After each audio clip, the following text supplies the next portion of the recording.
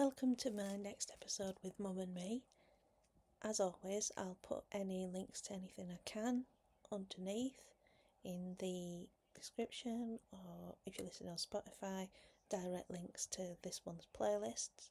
Please check them out. And other than that, enjoy the episode.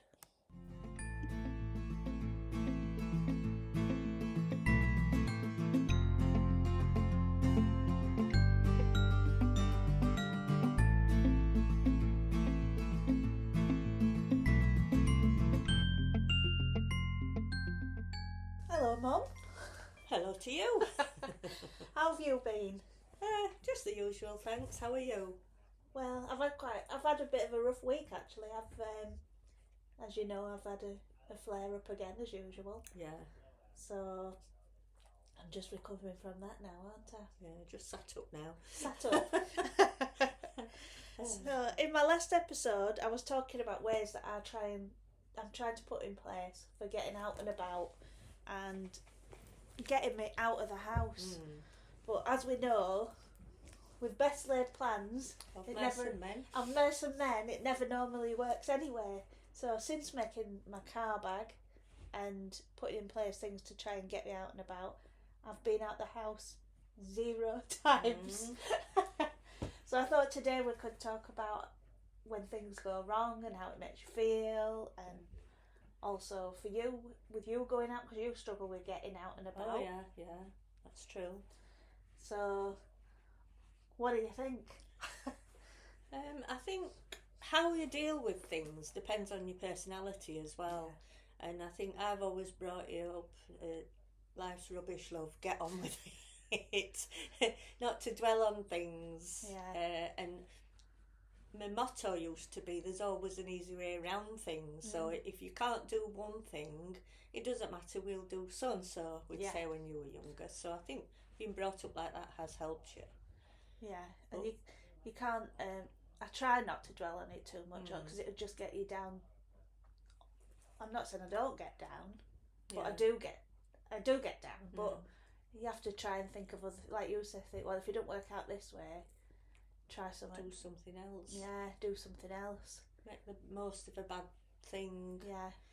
So yeah, but sometimes though you can't, and you just feel like shaking your fist at the sky and saying, you know what, in swear words. and I don't think it harms to get angry sometimes. No, I think you've got to let it out. You can't hold it in, because if I feel angry and I don't let it out, that can also build up and make me feel poorly anyway. Yeah. But even letting it out makes me feel poorly. There's no win-win anyway. No, you can't be a saint though. Nobody's a saint, so everybody's disappointed by things, and it's just you just have to deal with it, don't you? There's no two ways around it. You can't prepare for anything, so I can't book a meal because things can change at last minute. I can't book anything to go anywhere because the build up to going either. This is what we do to try and combat it, is not talk we about it. Don't mention it. So say like tomorrow we were hoping to go for a drive to see the sea. We will say, I'm not looking forward to anything tomorrow. Yeah, I'm not even going to go. I'm not going to go. I don't want to go. So I'm trying to trick my body. Catch it on the hop. Yeah, into thinking I don't want to go, and I'm not even bothered about it anyway. And then when you don't go, see, I wasn't bothered, was I? But that's how you have to try and be, and try and live in the moment. You do, yeah. But it's very hard because then you've got nothing to look forward to. Yeah. That's true. Yeah, you do have to have things to look forward to. You've got to have goals, even though they're little goals. That's the thing. That's what they always say, isn't it? That you've got set your goals small. Yeah. But then it's really hard when you've got a really small goal, like put my shoes on it, Mum. Put my shoes on it, Mum. Yeah. Like, I might be able to get out on Saturday for a drive to the beach. That goal is like it's supposed to be like a really big win for you, and you think that's what you've got to set your sights for, which is fine until you speak to somebody who says that they're going to America for 2 weeks, and you just think I'm not going to say the word, but it's really hard to appreciate little wins. Yeah, yeah. When everybody around you is doing normal things and yeah, and you can't do it. Yeah. It's horrible. Yeah. Well, it's like me with my strange insides. If when they start, somebody will say to me, "Well, what did you have to eat?" Yeah. And I'll say I said I had an apple, which I haven't had an apple in years. But if I said an apple, oh well, you know that sets you off. But you think everybody else can eat what they want. Why shouldn't I have an apple? Well, obviously because you can't. But it's just so annoying. It's frustrating. Yeah, it is. But there's no answer to it. No. So what do you do? One of the reasons I'm glad about not working anymore is I don't have to listen to people and pretend to be happy for them when they say that they're going places or they're going on holiday. I used to have to be polite and go, oh, but you're really looking forward to it. Oh, it'll be lovely. When really inside I was thinking, you're just making me feel bad. Yeah, so I don't have to pretend to be interested anymore to people and where they're going and their healthy problems. You know, like you have rich people problems. I'm going to call them healthy people's problems. Where should we go on holiday this year? You can't even go for a day trip. No. Well, you've had a recent disappointment with a meal, didn't you? Yeah. So we've gone for a meal. We've been looking forward to it. We didn't book because we can't book. Took me all day. Well, it took 2 days preparation to try and go for this meal. So 2 days preparation means laying as still as possible and not moving for 2 days prior to conserve loads of energy in the hopes of getting out. I didn't go because I said because you was invited to come along, risk it. But you couldn't go because your insides are bad and it's not worth spending the money on a meal.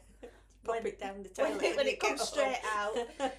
So we set off. It was Wednesday. It was about 4:30, so it was quite early, midweek, to a restaurant that's not particularly cheap. And I thought there'd be no, and it's massive as well. When we got there, for them to say they've got no places for us, there were no space. Then I thought midweek there'd be loads of tables, but no. So really, we should have run before we set off. But I just didn't think of it. No. But it was so But then Gary had said to me when we were there, "Shall we go to so and so?" And I said, "I can't. I've not got the energy to do another place." Mm. So we had to come straight home, and I had cereal. No. That's awful. But then it took me days and days to try and get back to feeling my baseline again, because I'd use energy just get ready to go. Yeah. One of the things I find, if I do manage to get ready and go somewhere, which is like once a year, but the odd occasion, what I find is that you can do all this preparing, I'll get dressed to go and I'll look at mirror and I'll think, who is that there? And just the sight of myself will knock me sick. Because I don't recognise myself anymore. My body's different. Yeah. I you recognise me. Yeah, I'm sure it's you when I pop over. But you do think, I mean, you've thought that when you're going somewhere. Yeah. Yeah, you'd think 10 years ago I wouldn't be seen dead in this outfit. But not just the outfit, just the whole when your you whole look body at yourself, image. It's totally different. It's not. I'm not going to have the same. I mean, I'm heading towards 50 now anyway, but my body's gonna age. But it just looks so. I just look so different when I look at myself, and I think, oh God, I look awful, and that's just feeling that can shock my body image. Yeah, so, which is huge when you've got a disability. Body image. Yeah. That's its whole episode on its own anyway, body image, isn't it? Yeah. So that disappointment that you had, that big disappointment after all the preparation, how did you deal with that disappointment? Obviously the physical part of it, you've had to stay in bed and rest, but mentally when you're on your own in bed and your head goes through all sorts of things. I have to try and put it, what's that word? Compartment. Put it in another compartment. And can you do that very easily? I think I can, Yeah. because I think if I dwelled on it, I'd be just laid in bed crying. Yeah. So I think I have to try and put it in a different place and not file it away, and not dwell on it, and just think. And you look on little bright sides, because you said that they had mentioned it, a table but with really high seats. Yeah.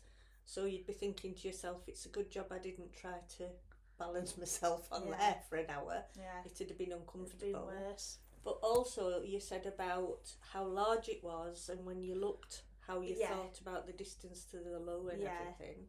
Yeah, so we know now that if we're gonna go, we'll ring before we set off, make sure they've got a table, and a table close to the toilet as well. Because if I'd have... So it was a learning curve. Yeah, learning curve. Yeah.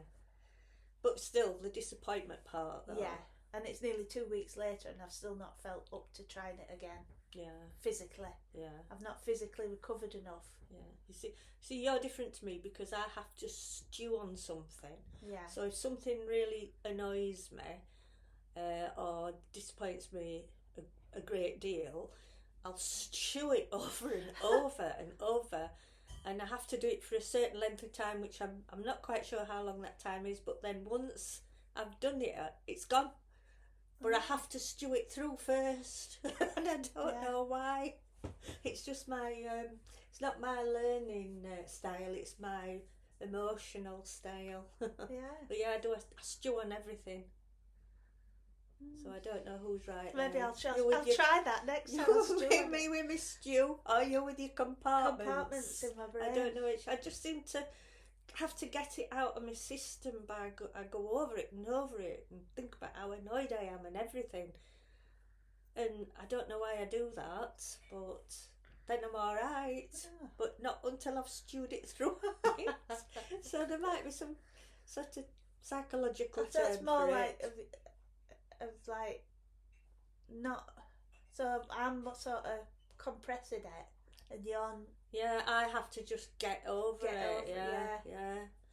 Because I don't cry very often, but if I cry, boy, I can cry for ages until it's gone. And then we go back to looking in the mirror and going, "Oh No, God, not again! Here we go again." But it could be something to do with, like, I am a bit OCD. Yeah. And my brain likes repetitive things, so it's probably my brain going, "You're not going to forget about this yet. I'm going to tell you just what's gone wrong again." So it could be that. Ruminating on it. Yeah, over and over and ruminating's over, a good word. Yeah, sounds a bit like a cow, doesn't it? Chewing the cud. And Lily Allen's new album, she's got a song called "Ruminating." Is she? And and the way she sings it as well, it makes I think, God, I know exactly how that feels. Yeah. But because if you're disappointed, you can either be really sad but you can be angry, can't you, with disappointments? Yeah, I do feel really angry about it. Yeah, it gets me angry. And you're angry with yourself because you think, like in that case, oh, why didn't I book first? Yeah. And like I said, you can book and you can phone up at the last minute and say we can't make it. So you can prepare as much as possible, but everything seems to just fail at any stage. Yeah, preparation. No matter how much preparing you do. Yeah. And then you try and live in the moment, and like we did, and just went and tried to go for our meal, and we still couldn't get in. No. So you can't live in the moment. You can't prepare. So what can you do? Yeah. Well, if we get to the subject of holidays, neither of us have had a holiday since you've been ill. No. So neither of us, because we normally go together anyway. So in the past, how many years is it now? Well, I keep saying 6 years, but I think it's now 7 years. Yeah, this year. So in past 7 years, I think you were the last person to have a holiday. Where did I go? Greece, about 8 or 9 years ago after Gary's mum. Yeah. And I dog sat. So I think that's the last holiday. And then we had a little weekend away before you started to be ill. We went to the caravan. That's because, that was when we came home from the caravan I got ill. Yeah. and you got and rushed into I got hospital. rushed to hospital, and that's when That's 8 years ago. 8 years ago now. So 7 or 8 years, yeah. something like so that. that was the last weekend we've ever had. Yeah. Away. Yeah. Before and I've you never got rushed been into away hospital. since. So yeah, but we are going. So we've looked at the ways of getting round all the things that surround problems, getting ready to go, and we've tried to think of everything, and so we've come up with the idea of going on holiday to the next village. Yes. Which is about how many miles away? I don't know, I don't do miles. So that's 5 miles. Distances are terrible. 5 miles at the most. Yeah. And so we've managed to find a little house that's near the sea, because luckily we do live near. We don't live far from the sea, do we? And because we've both got pets as well, we've come up with the idea of me and my husband go first, get the house ready, take all the stuff in, and then we have a night there. Then the second night, Gary and Martina will come, and hopefully we will get a night together. Yeah. But if not, it doesn't matter, because we're prepared. We're prepared. It doesn't matter. If we get there a mill, it doesn't matter. Yeah, because she's only travelled for about 10 minutes, and everything should be ready. And then the third day, we're going to come home and see to the pets and leave them on their own for a day or so. So that's how we're working it. So, and if you forget anything, pop back. Yeah. It's only 10 minutes away. Pop back and feed cats. Feed the cats, yeah. So hopefully we might get to see this, And start packing now. Yeah, pack now. I've started. Start packing now. Just do a little bit by little bit.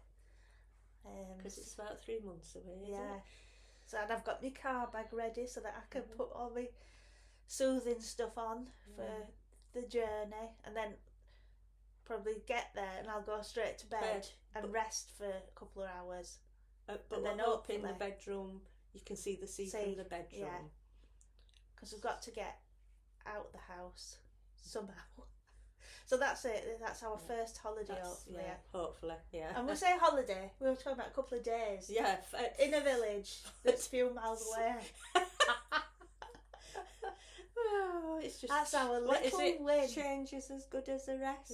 Yeah. But and even if you're not up to it coming the first day, we'll just think, oh, well, Gary can feed the cats for us. We'll stay, and then they can come the day after. So we've got backup plans. We've got backup after backup after backup. We have, yeah. So hopefully, so it is nice to have something to look forward to. Yeah. Because you can't think negatively that. What's the point? Yeah. There's no point me planning anything because it always goes wrong. So we try to avoid that, don't we? Yeah, because you could spiral. Oh yeah, definitely. Really quickly. Yeah. I do spiral sometimes. Oh yeah. But I'm a human, so.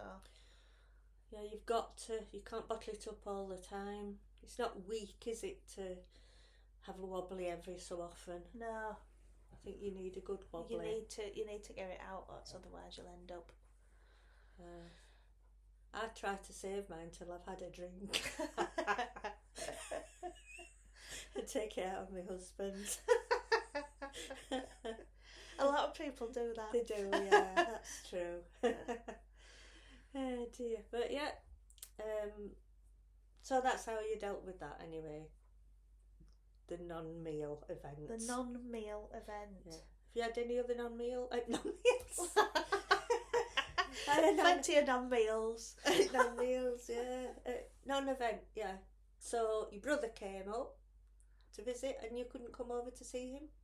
No, but that's sort of a given now these days, isn't it? People come. I used to, at one point in the early days, I used to be able to come over for a couple of hours on the evening, but because we live across the road from each other. Bang across the road. But evenings now are totally out because I can't cope. I can't manage an evening. I usually have my tea and go to bed, or sometimes I take my tea to bed. Yeah. But anybody who comes to visit and stays with you now, I'm never able to come over. It's not. It's just not worth it. No. The payback. Yeah. For trying to do anything is just too much. Yeah. And then I'm ill for days on end afterwards. So yeah, I was reading up on that because I was reading on advice about how to deal with not being able to attend things, and one was family gatherings, and I found it interesting that somebody gave I don't know who it was who'd written it, but they were talking about family gatherings and how it's important to explain to people, if you did come, I might only be able to stay for an hour. Yeah. You know, things like that. And I thought, we do it anyway, don't we? But a lot of people feel guilty about it because you think, oh, they've come all this way to visit me, and I can't come over. I do sometimes feel like that. I do feel guilty, and I think, oh God, do they think I'm being rude, not bothering coming over? But it's not that I'm not bothering. I think they've just got used to it. I think they've got used to it now.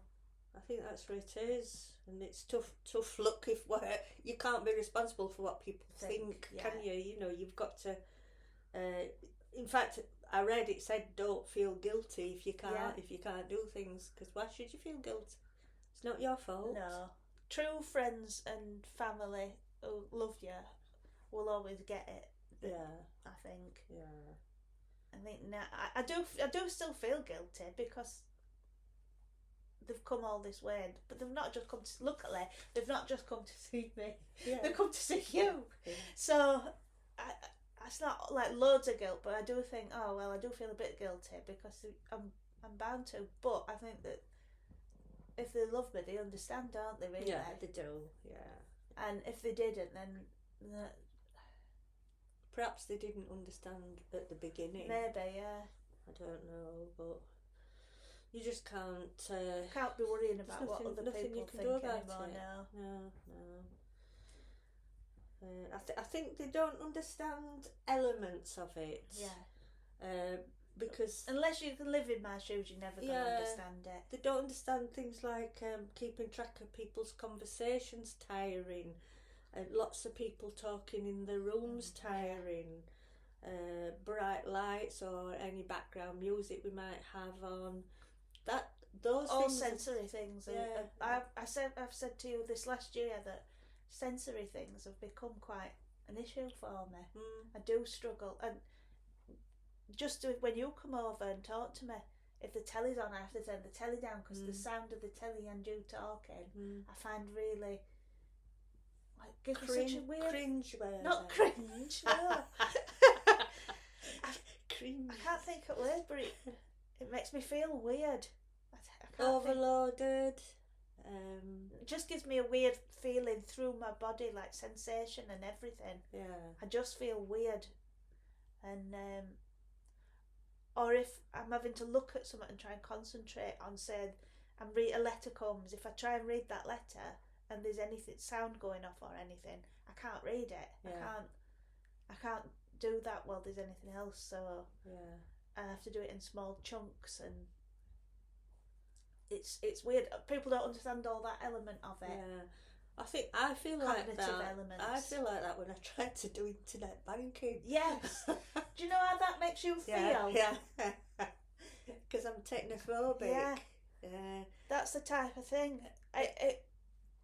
It makes your whole body feel like it's pushing against it. Yeah. It's so weird. Yeah. And the things in front of you don't make sense. No. And then if my husband tries to talk to me, it sounds like, and explain it, it sounds like he's telling me 1,000 things at once. So you know, so it's overload. Yeah, that's what it is, isn't it? Overload. And that's how it. And people don't understand that at all, because it's not just. Even though this is an invisible illness, you can sort of get the fact that moving your body can make you feel the way ME does, but it's even more invisible when it's cognitive stuff that makes you feel like ME, so that's really hard to get.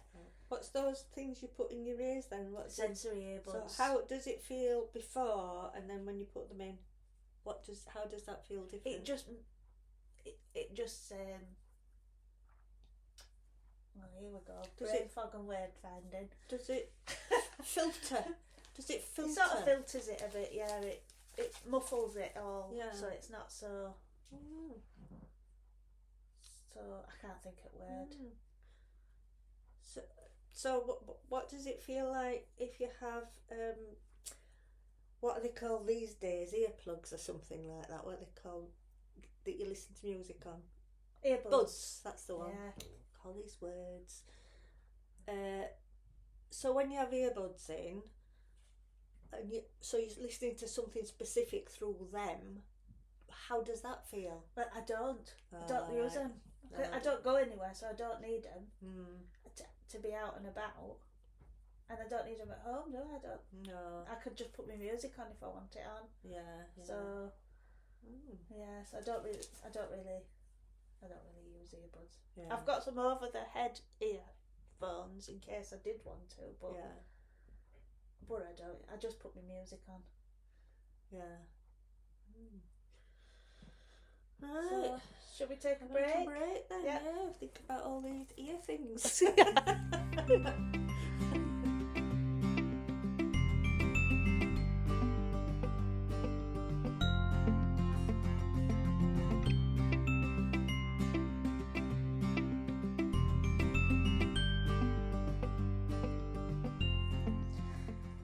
So we were sort of touching on things that we do now to get over trying to get out and about. Yeah. And really what we said was we've stopped making plans. Mm-hmm. Yeah. We try and live in the moment. Yeah.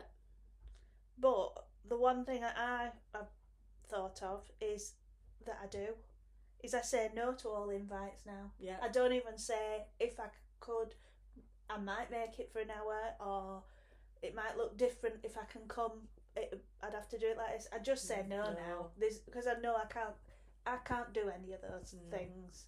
I can't do social events. No.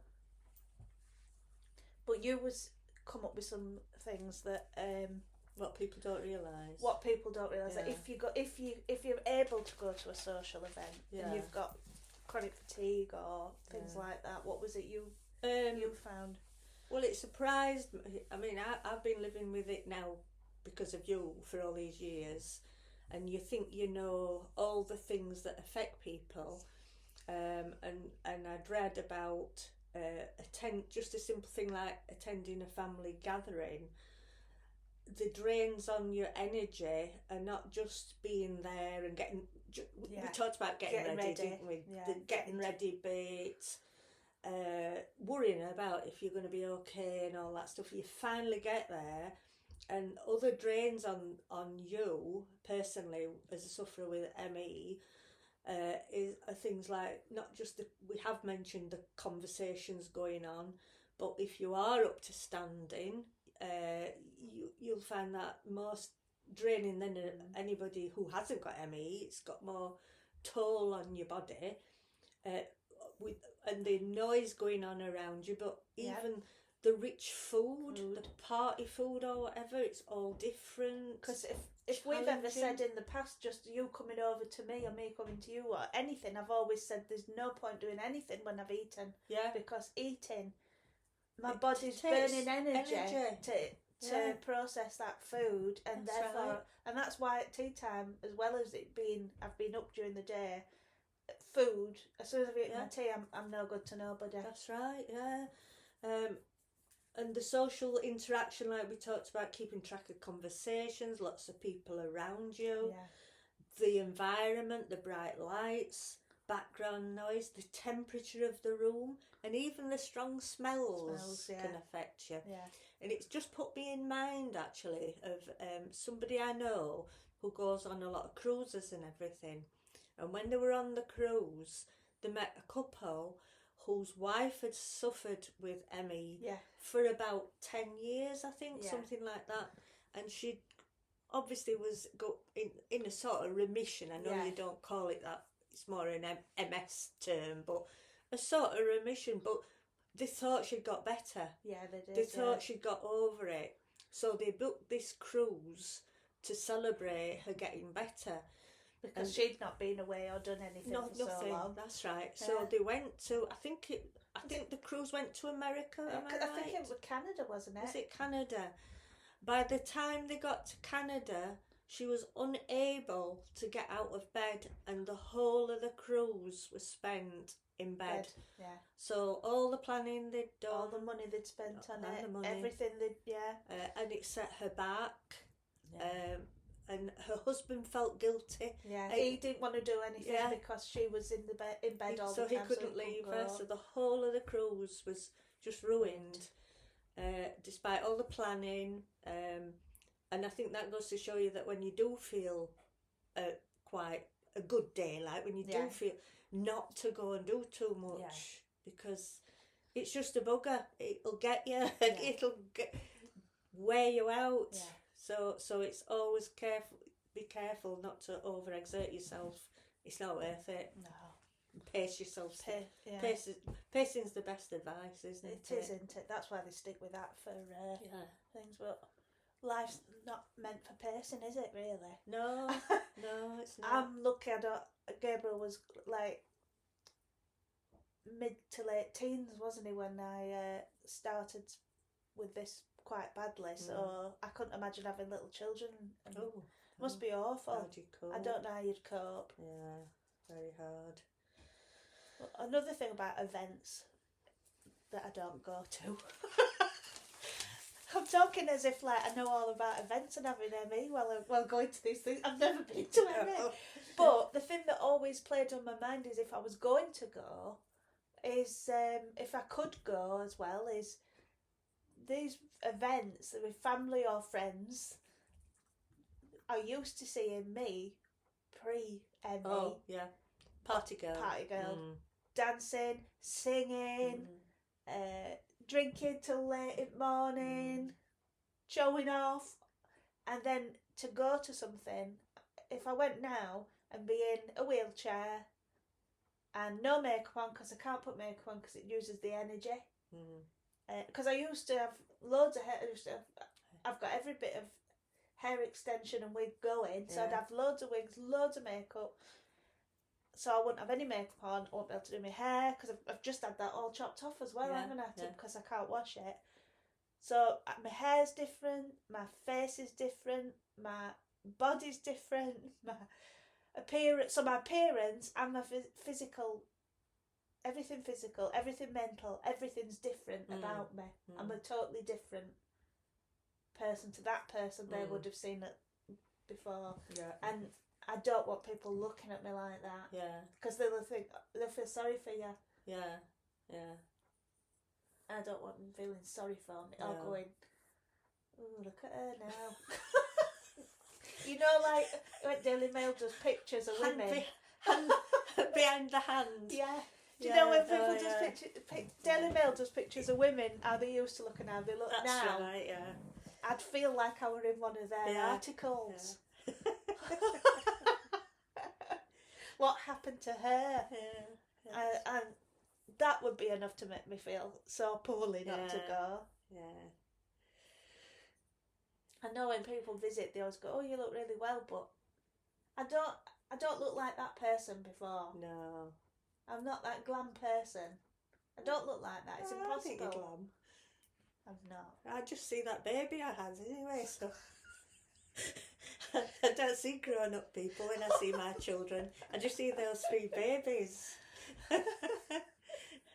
But yeah, I hate, and if I go if I think like I might be able to go to Tesco or something. Not that I ever go there neither, but I always think if I get to go there, I don't want to bump into anybody. No. I don't want anybody to see me.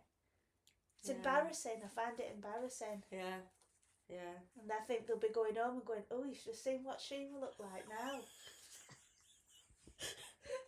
Have you seen her at Daily Mail?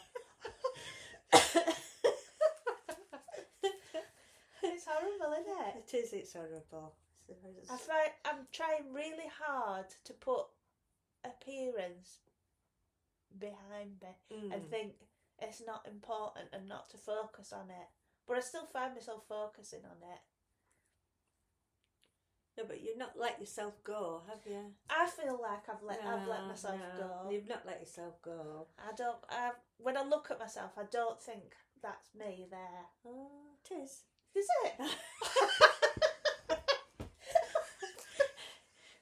Perhaps sure of that other twin, because when I was expecting you, they thought you were twins because there were these two big lumps. And so they sent me for an x-ray and they went, no, she's just got a big bottom. Got a big ass. So maybe you're talking out of your arse. Maybe I am. From that other twin. But no, you've not let yourself go. Because you let yourself go, you'd be sat around not washing your hair all the time and not being stinky. Well, because I can't wash my hair, I've had it cut off so that I can keep it looking nice. You wouldn't even brush your hair if you'd let yourself go. Yeah. You know, you. Just... No, I don't think I've let myself go. Oh, you think I've let myself go? No. Like... I don't think I've purposely let myself go. I think that other people think you've let yourself go. Other people think that. The Daily Mail thinks it. Yeah. And I think it's made it impossible for me to look after myself the way I want to look after myself.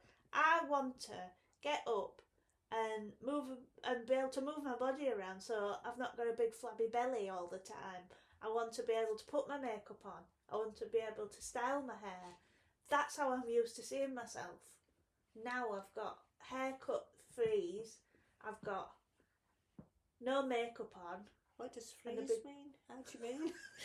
What do you mean? Haircut. What is it? 4 E's. I thought you were a new style. I'll have haircut freeze, please. I can have haircut freeze. It's like basin cut. The new style freeze. Haircut freeze. Yeah, but what annoys you more is then when people come to see you, look nice, and I'll go, I watched you when you went over. She looked great. Yeah, I know. She looked fantastic. And I always say, well, it's taken 3 days for her to get like that because she's had to do 3 days of pacing just to see you. See you for 10 minutes, yeah. Yeah, it does wind me up when people say you look great. Yeah. That's a big thing for a lot of people. I follow a lot of people that's got ME on Instagram and stuff like that, and they always say... Somebody put something up the other day, actually, and said, never tell somebody with a chronic invisible illness that they look great, because well, you don't know what it's took for... Exactly, yeah. It reminds me of my story when, I won't say it was, but I've had 10 operations. Yeah. And so when I was... Operation Queen, I think. Yeah, so when I went for the 10th... I was just distraught because it doesn't get any easier as the more you have. And somebody went to me, oh, you'll be all right. You got over the last one all right. I nearly hung myself. I hate it. So that's what it is. Yeah. I hate that. Oh, you'll be all right. So and so had that. It's easy. Oh, yeah. Somebody had worse than you. Somebody had all the legs off, you know. Yeah. And arms. You're only having half the rest of your body. Yeah. Yeah, it's trivialisation. Yeah. So, no, that's not good either. It's not helpful. No. So, everybody, just shut up and keep your opinions to yourself, please.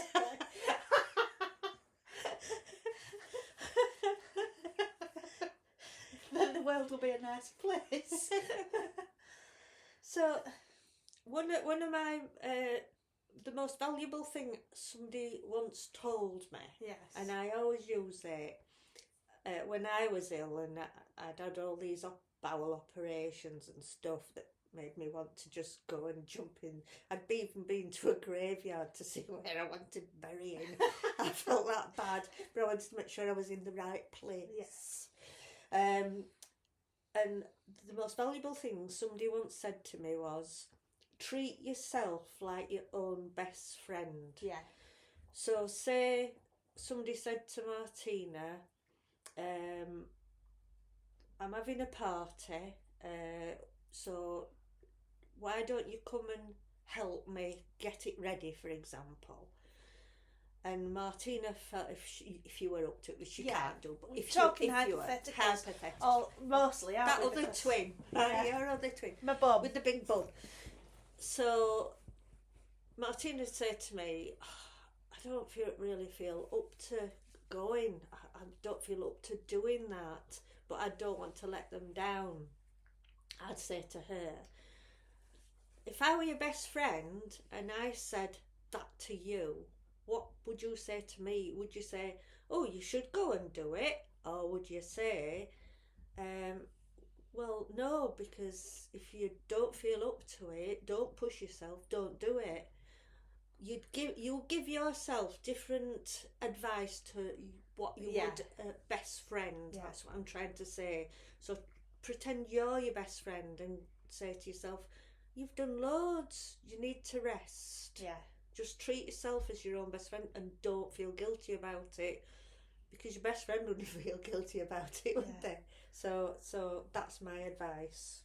I think what I've heard a lot of people saying about the same thing is give yourself some grace, they say these days. Grace, Yeah. right. Give yourself some grace. Do they know Quite what that like means?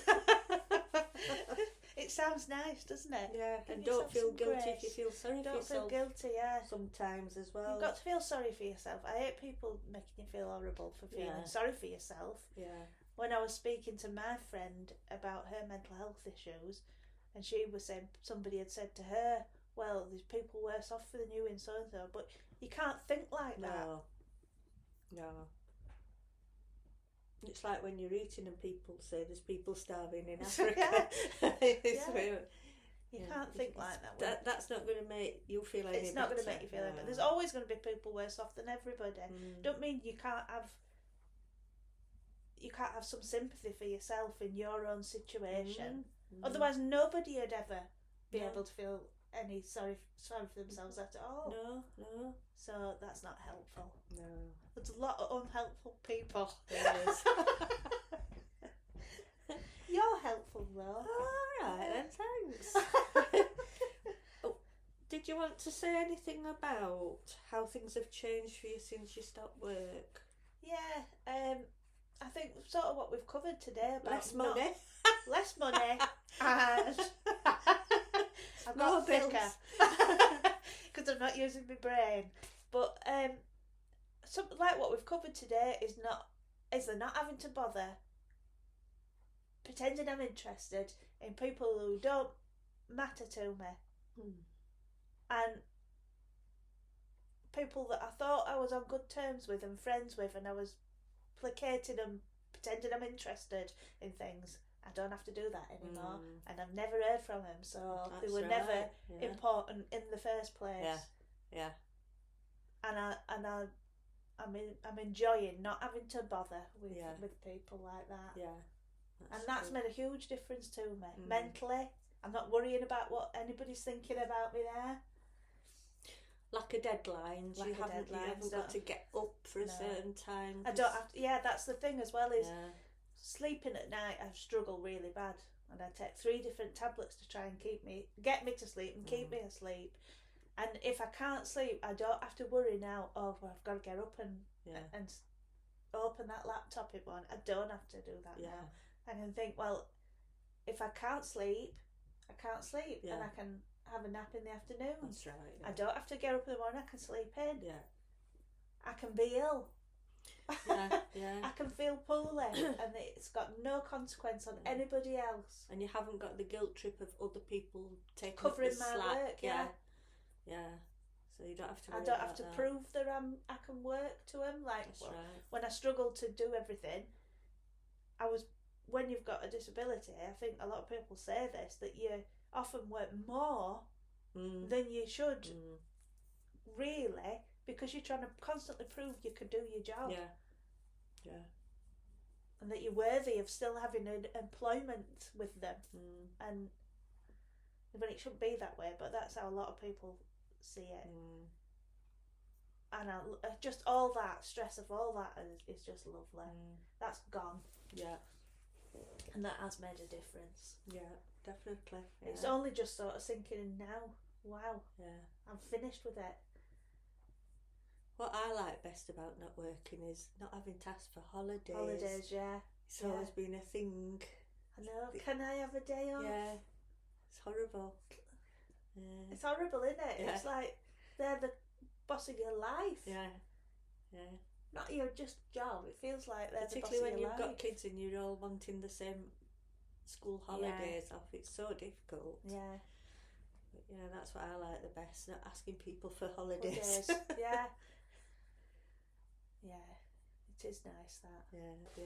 So, what's been keeping you company? Have you been watching anything, listening to anything? I'm struggling with television at the moment. Yeah. I do what I used to when I was at work, because I used to work shifts at one point. So I get the telly mag, I go through it, highlight all the ones I want to watch, then I program the TV. But recently, the more channels you have, the less there is to watch. So nothing in particular apart from the sort of comedy thing. What did I call it that I told you I've been watching? Some. Oh, the one about the prison. Oh no, I said that last time. Yeah, I love that. Yeah. Everything you need to know. Is it Everything You Need to Do? And it's about that girl. I think she's autistic. Yeah. And her parents. Lily Allen's in it. Yeah, I saw a clip of Lily, a tiny little Lily Allen in it. Allen. Yeah. So I think she's autistic, and she's lived with her parents, and they both die, and so it's on the BBC iPlayer, isn't it? Yeah, they leave her a list of things to do. So I didn't even know it existed, and I just came across it by chance. So we went right back to the start and watched it from episode 1, series 1. It's on the series 2 at the moment. And yeah, it's like different. It's a bit off the wall, but it's nice to just watch sort of silly things sometimes. That's what I think. I've not started it yet, but I've put it in my watch list on iPlayer. And I'm looking forward especially now I know Lily Ann's in it, because I love Lily. Small Profits, that's coming on. That so starts on Sunday, that. and that's Mackenzie Crook's new one. That's right. Yeah, we love Mackenzie Crook, because we're big fans of the Detectorists. Oh, I know what we're watching as well, because it's just come back on with, is it Rafe Spall? Yeah. And it's Trying, where the first episode they were trying for a baby, and in the series, and in the second series, which has just started, the going for adoption. Yeah. So that's really funny. I love that. I've started the new series of Shrinking on Apple. Oh. The one with Harrison Ford.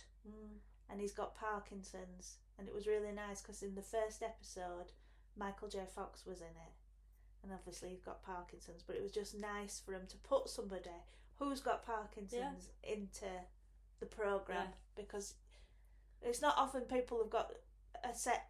They often show disabled people in things these days, but they don't mention what people have got or anything, and it was good for him to feature him, who's actually got Parkinson's, and he was so funny in it, and he's still got excellent comedy timing, and it was lovely to see him. We love Michael J. Fox, our family, don't we? So, and then you said that lady who's got MS is in her.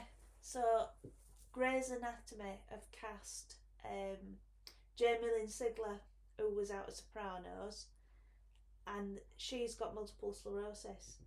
And they've cast her as a doctor in Grey's Anatomy as a character with multiple sclerosis. That's right, yeah. So she was saying that it means a lot to her, because obviously you don't ever watch a programme when people have got MS or anything, have they? So it's even rarer for ME. I think the only thing with ME is Steve Coogan's film. Oh. Remember that one with King Richard?